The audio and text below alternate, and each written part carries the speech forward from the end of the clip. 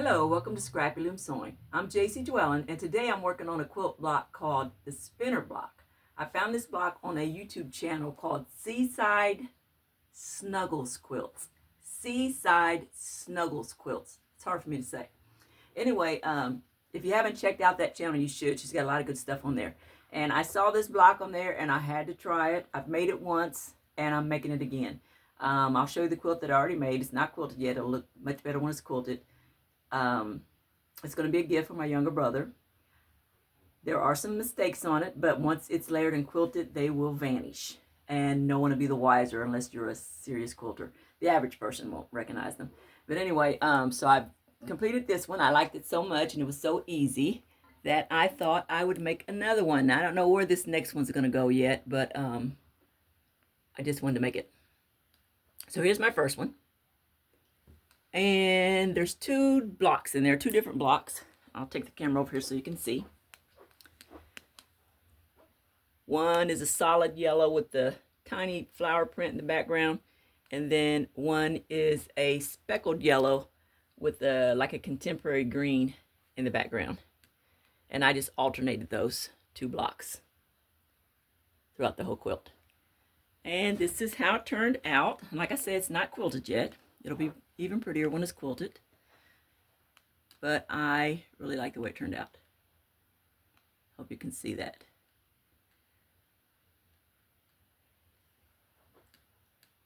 There. And so today I am working on the same design, the same block design, but it is a different fabric. Different prints. And that one is here.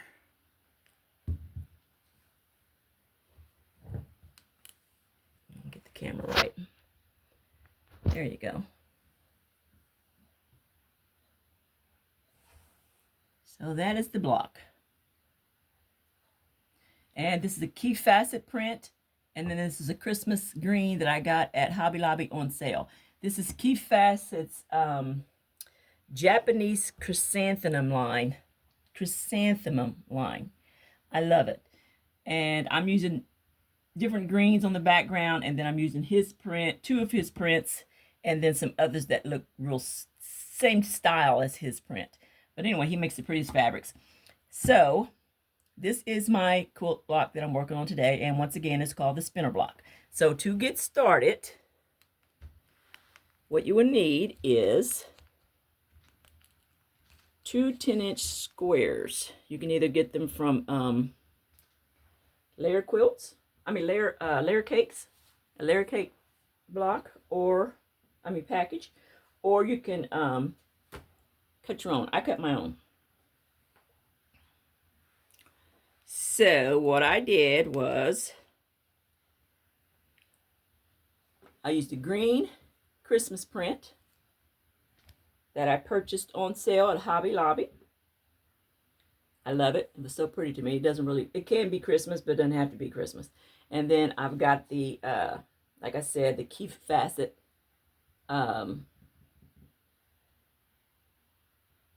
Japanese chrysanthemum print. And I'm using those two. You cut two 10-inch squares, or like I said, you can use layer cakes, and you put them right sides together, like so. And then I'm going to stitch these all the way around. Stitch this all around. And you do that for however many blocks. For each block requires two of these. Each block requires one 10-inch square of one print and one 10-inch square of another. That's what I'm trying to say. And for me, I put a pin in each side just to help keep it from shifting. And then when I run it through the sewing machine, I kind of hold my fingers down on it so that they don't shift. And I go on it and straight off. I take it out, go on it, and straight off. And the reason I do that, I don't turn it without cutting the threads, because I want a nice crosshatch here between the seams, because I'm going to use that crosshatch and the point of this square to cut my bias, my diagonal across the square, and to create my half square triangles, which you need for the block. So that's the second step. I pin and sew. Once it's sewn, it looks like this. Green on the other side, They are stitched together. And at this stage, I'm going to cut them into half square triangles. So let me get my mat.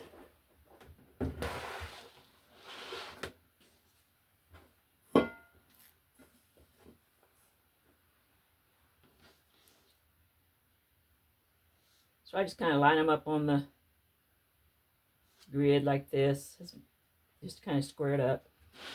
And then I take my 18-inch ruler and my rotary cutter.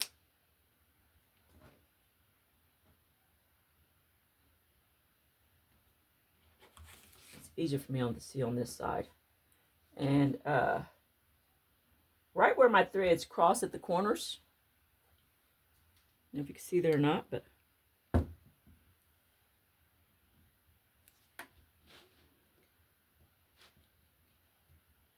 I will put my ruler right there so that my rotary cutter will run straight through that crisscross on both ends of my diagonal and through the corner of my quilt block, my fabric. And then I will cut one direction without shifting my fabric. I'll turn it the other way and do the same thing. I'm going to go right through that crosshatch. The more accurate you are here, the more accurate your half square triangles will be.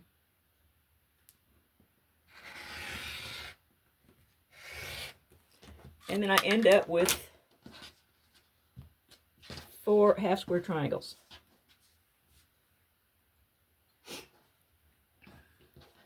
Green on one side and my print on the other.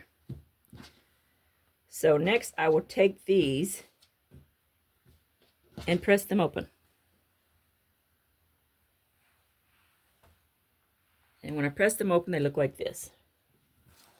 I have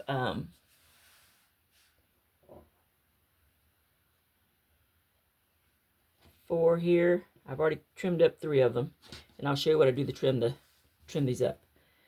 They come out almost perfect. They're almost a perfect 6.5-inch square, but they do need a little tiny bit of trimming.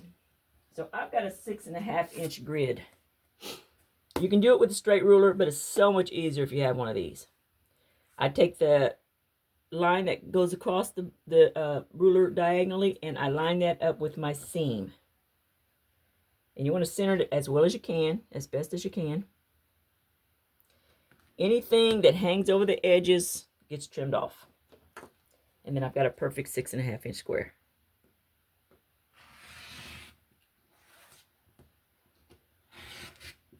But this takes your dog ears off.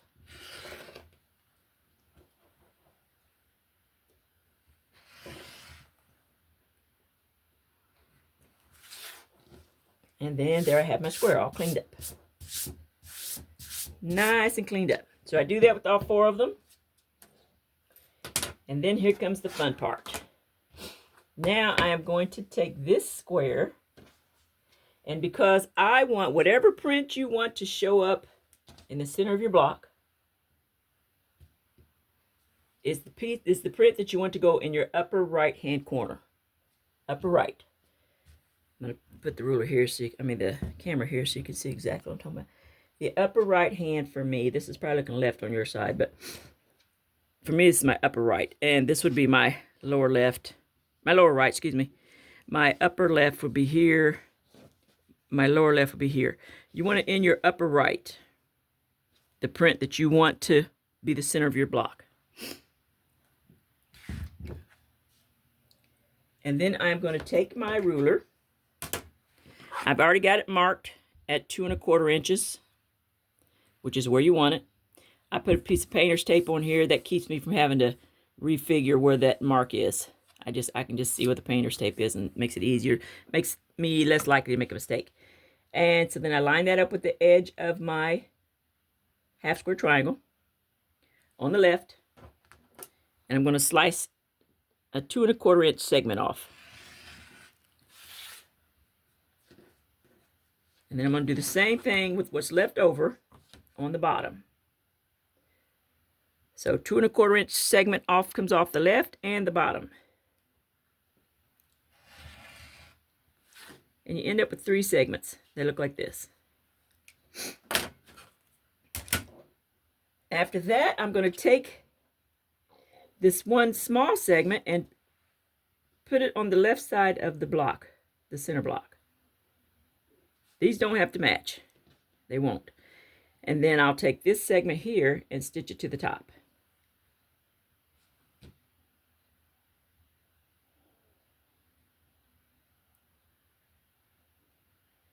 So I'll take these two, put them right sides together, matching up the ends, making sure they're lined up right, and then I'm going to stitch a 1/4 inch here.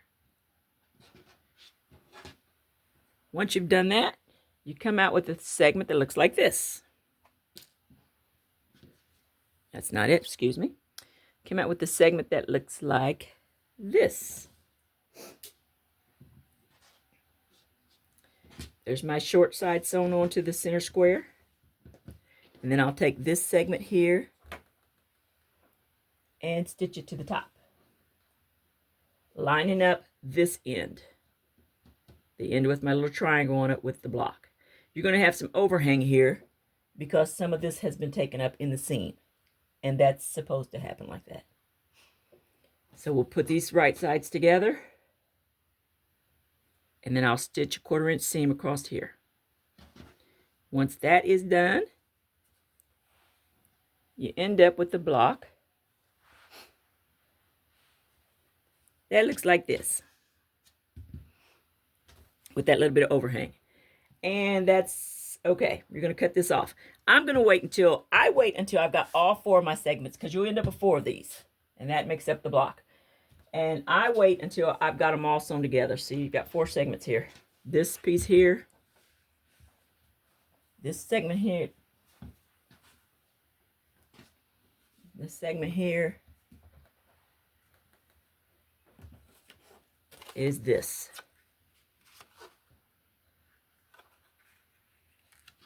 In the finished block. Except this one's turned different. So there you go. That's where it is. Can you see that? So we put 4 of these together to create this.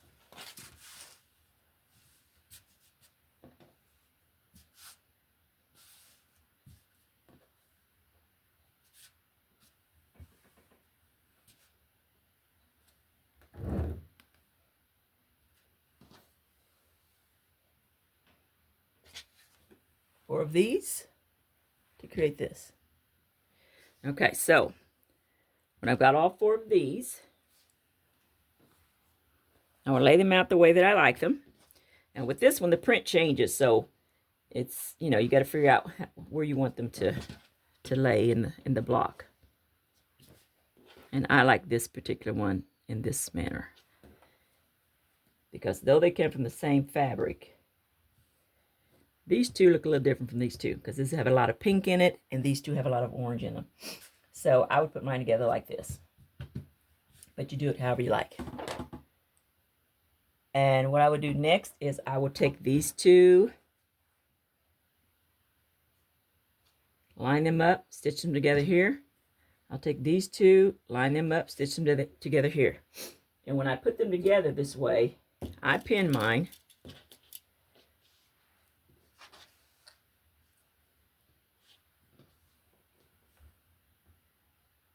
I pin the edge here.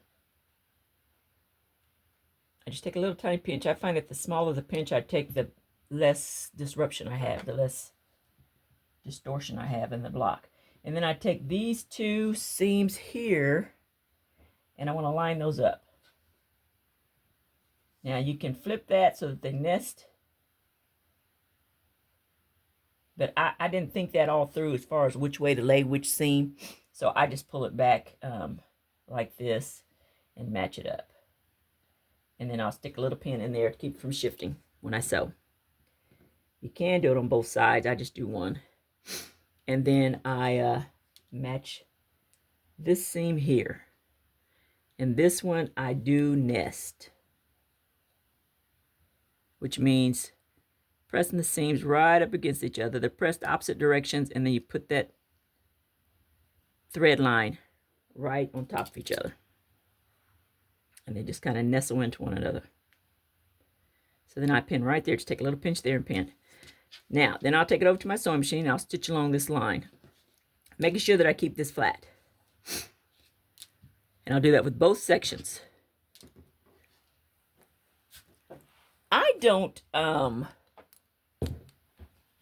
I tend not to show my sewing on my videos because I'm figuring most of the people watching my videos probably already know how to sew and they don't want to sit and watch me sew a straight seam.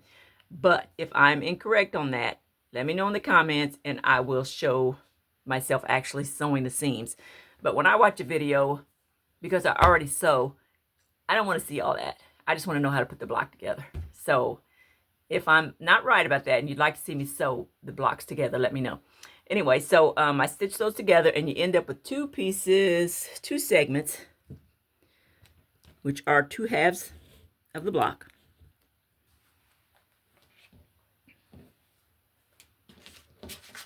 That look like this.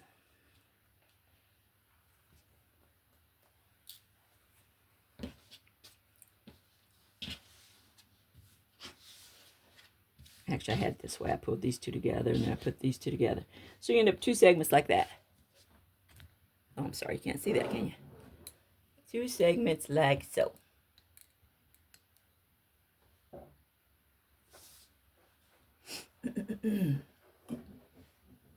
There you go. And then I'll take these two segments and I will put them together like this. I'll nest these seams here, put a pin in there. I'll match up these two seams, put a pin there.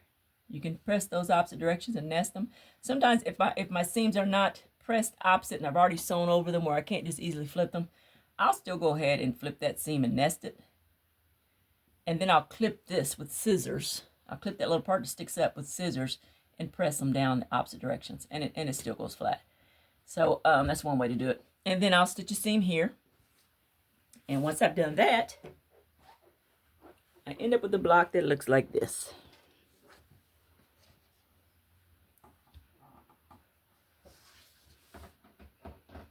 And now what I have to do is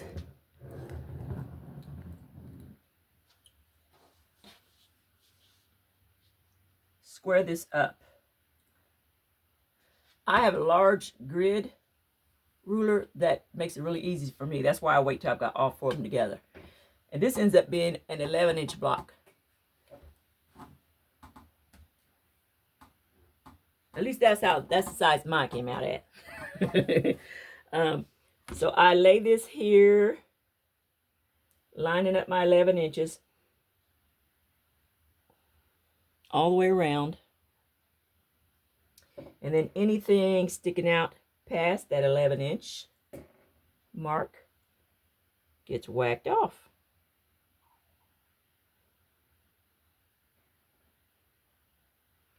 So that looks pretty good. So then I'll take my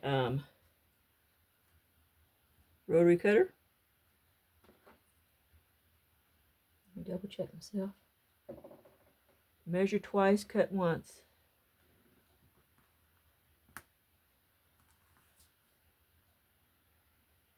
Sometimes I forget and screw that up. Anyway, so then I will slice off those pieces that were hanging off.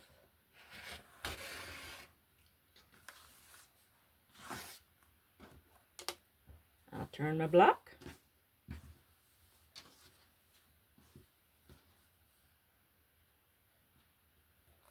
And do it again on the other side.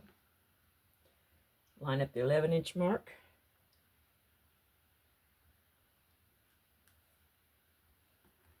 And cut off anything that's sticking outside of that.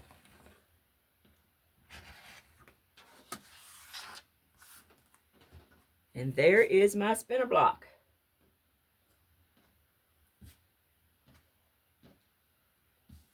Yeah, I'll pick that thread off later. Anywho, there is the block. See how easy, I mean, it was really easy, really fast to go together. And I think it's really a very impactful block.